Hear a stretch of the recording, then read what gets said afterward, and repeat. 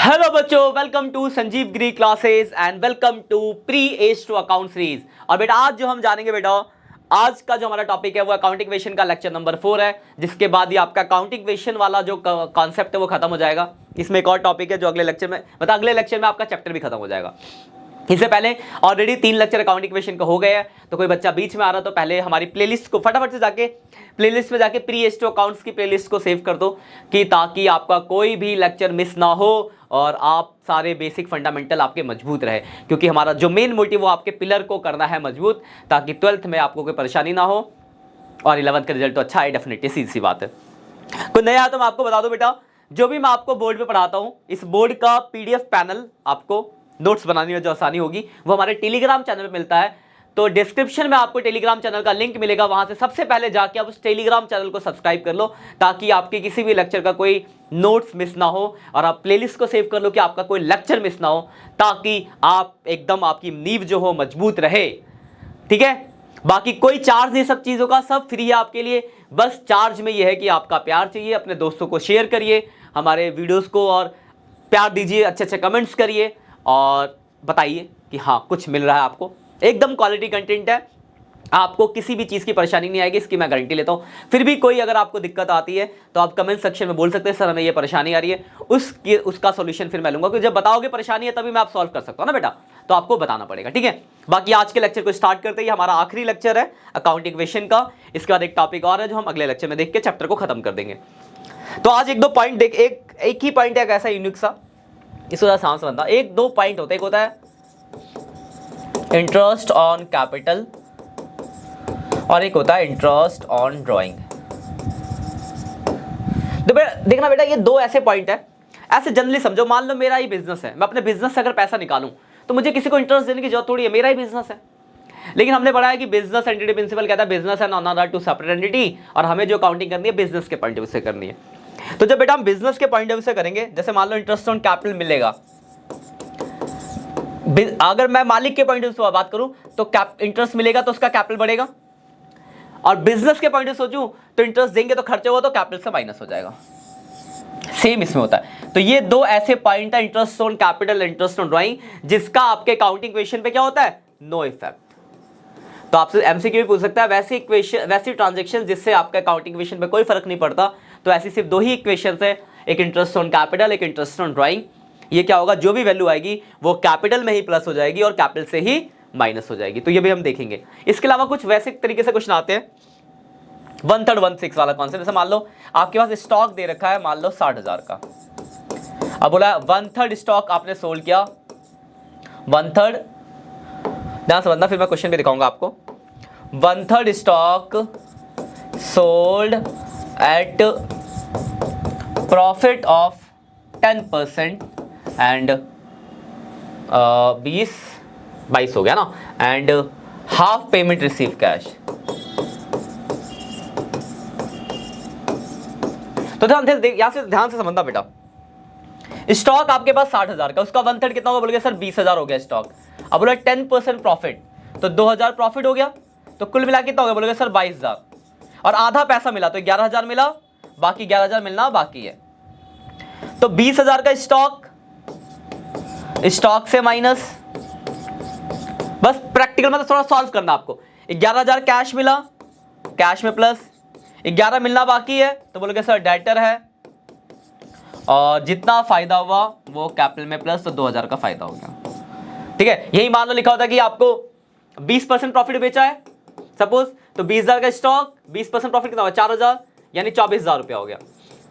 मान लो लिखा होता है कि 1/4 पेमेंट मिला, तो 6,000 मिला होता, बाकी 18,000 मिलना बाकी होता। तो 6,000 कैश में प्लस, 18,000 डेटर, 20,000 स्टॉक से कटता और 4,000 का प्रॉफिट होता। तो इस तरीके से 1/3 1/4 करके कंडीशन दी हो सकती है, आपको उसको सॉल्व करके उसके हिसाब से फिर अकाउंटिंग इक्वेशन में डालना पड़ता है। ठीक है ना, तो ये दो पॉइंट आज हमें डिस्कस करना है। इसी पे एक क्वेश्चन लिया मैंने आपके लिए, देखो ये क्वेश्चन आपके स्क्रीन पे है, तो इसको जरा बना लेते हैं। सीरियल नंबर, ध्यान से समझिएगा क्वेश्चन का ना।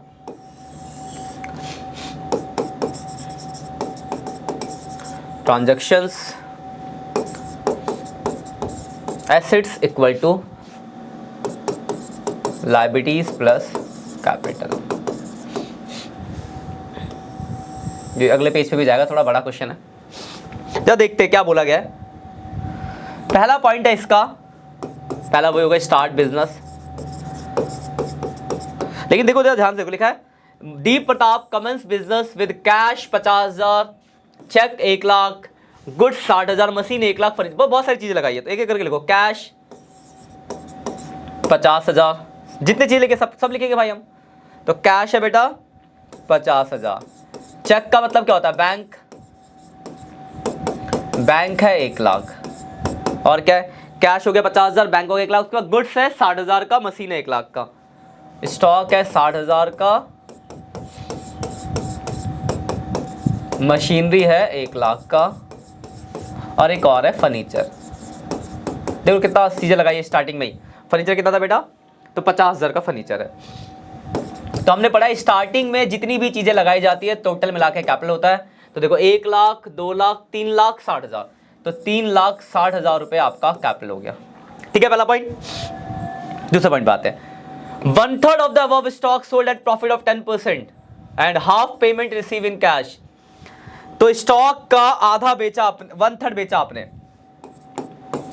सोल्ड गुड्स, स्टॉक का 1/3। देखो स्टॉक है आपके पास 60,000, इसका 1/3 कितना हुआ, तो बोलोगे सर 20,000 का स्टॉक बेचा, तो 20,000 माइनस।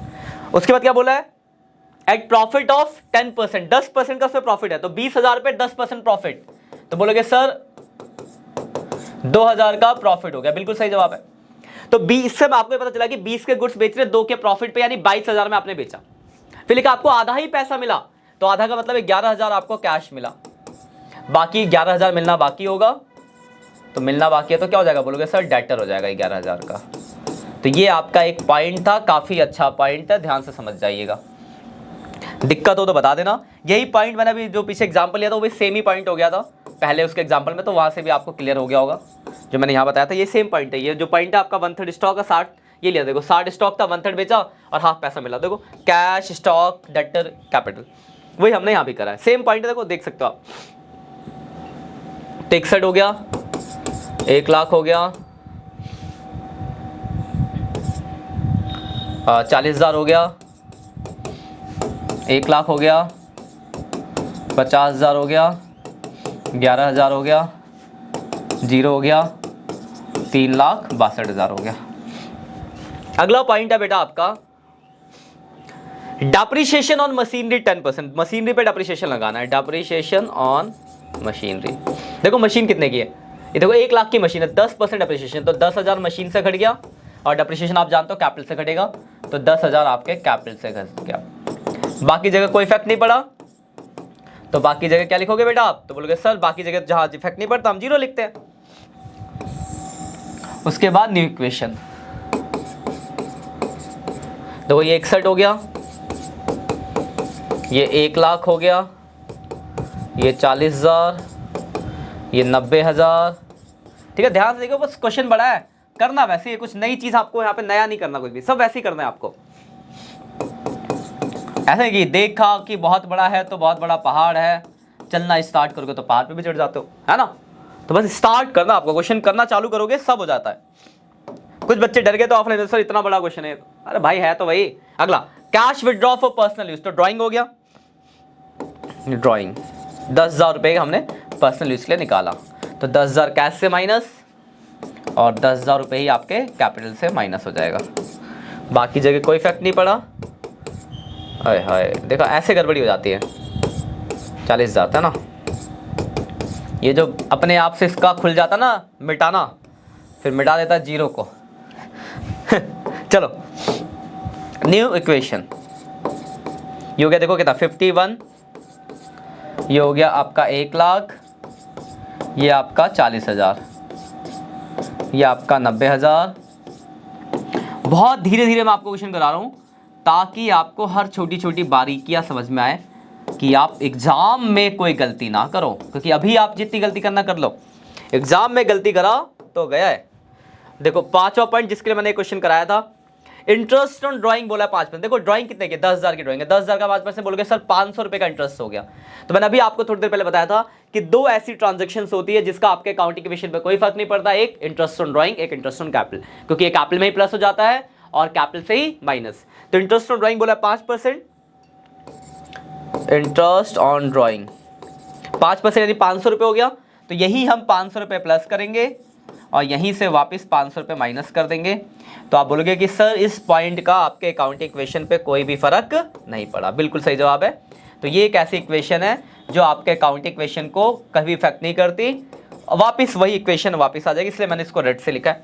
तो न्यू इक्वेशन जब उतारोगे तो सेम आएगा, देखो 51, 1,00,000, 40,000, 90,000, 50,000, 11,000, 0 और 3। देखो वापस वही इक्वेशन आ गई। अब अगला पॉइंट देखना ध्यान से, पॉइंट नंबर 6 देखो क्या लिखा है, goods sold to Gupta 10,000 and receive bills receivable for the same amount 3 month.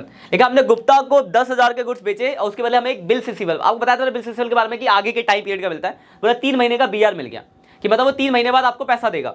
तो गुड्स बेचा, सोल्ड गुड्स, तो 10,000 के गुड्स बेचे, तो गुड्स में से 10,000 माइनस हो गया और आपको मिला क्या, बोल के सर एक नया एसेट मिला बिल्स रिसीवेबल नाम का, जो पहले से तो था नहीं। देखो जगह थोड़ी कम पड़ गई है, समझ जाना है ना। तो 10,000 का आपको बीआर मिल गया, फिर बाकी जगह को इफेक्ट नहीं पड़ा, बाकी जगह आप 0 लिखना, नया इक्वेशन बन जाएगा।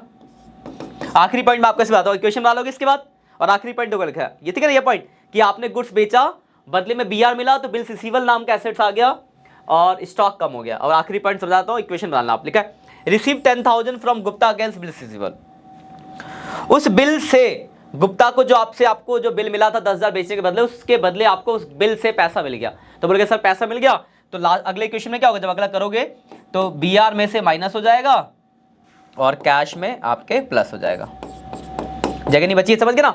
तो बीआर से पैसा मिला तो बिल्स रिसीवेबल को कम कर देना और कैश को प्लस कर। तो नीचे की 2 इक्वेशन के बाद का आप कंप्लीट कर सकते हो। ये मैंने आपको होमवर्क दिया कि आपको इसे कंप्लीट करके रखना है, ठीक है। इसी के साथ ये जो हमारा टॉपिक था अकाउंटिंग इक्वेशन, जिसमें इक्वेशंस बनानी थी, ये खत्म होता है। इसमें एक और टॉपिक है जो फॉर्मूले वाले क्वेश्चन है, इसके बाद हम उसको देखेंगे। आज के लिए इतना ही है। कोई भी दिक्कत हो आप कमेंट सेक्शन में बताइए। आपको अब जितने भी बुक में अकाउंटिंग इक्वेशन के क्वेश्चन दिखते हैं, उन सारे क्वेश्चनों को आप सॉल्व करिए। किसी पॉइंट में कोई दिक्कत लगता है तो कमेंट में छोड़ दे, सर ये पॉइंट मुझे समझ नहीं आ रहा, मैं आपको उस पॉइंट का कमेंट में रिप्लाई दे दूंगा, या फिर बड़ा पॉइंट होगा तो यहाँ पे यूट्यूब पे बात कर लेंगे, ठीक है ना। और याद रखिए, ज़्यादा ज़्यादा फिर से बोल रहा हूँ, हमारे टेलीग्राम चैनल को, इंस्टाग्राम चैनल को, हमारे सोशल हैंडल को आप बिल्कुल सब्सक्राइब कर लीजिए, क्योंकि वहाँ से आपको इन्फॉर्मेशन और नोट्स और डिटेल सब कुछ मिलेगा। और चैनल को तो इसको तो सब्सक्राइब करना बिल्कुल मत भूलें। अपने जितने भी 11th के नए दोस्त आपने बनाए हैं, स्कूल स्टार्ट हो गए हैं, अपने दोस्तों के साथ इसको दिखाइए कि हाँ हम यहाँ से पढ़े, सर है संजीव सर करके, संजीव भैया करके, जो भी आप मानते हो मुझे। और बस यही आपका प्यार चाहिए। बाकी मिलते हैं नेक्स्ट लेक्चर में, तब तक के लिए बाय बच्चों, सी यू।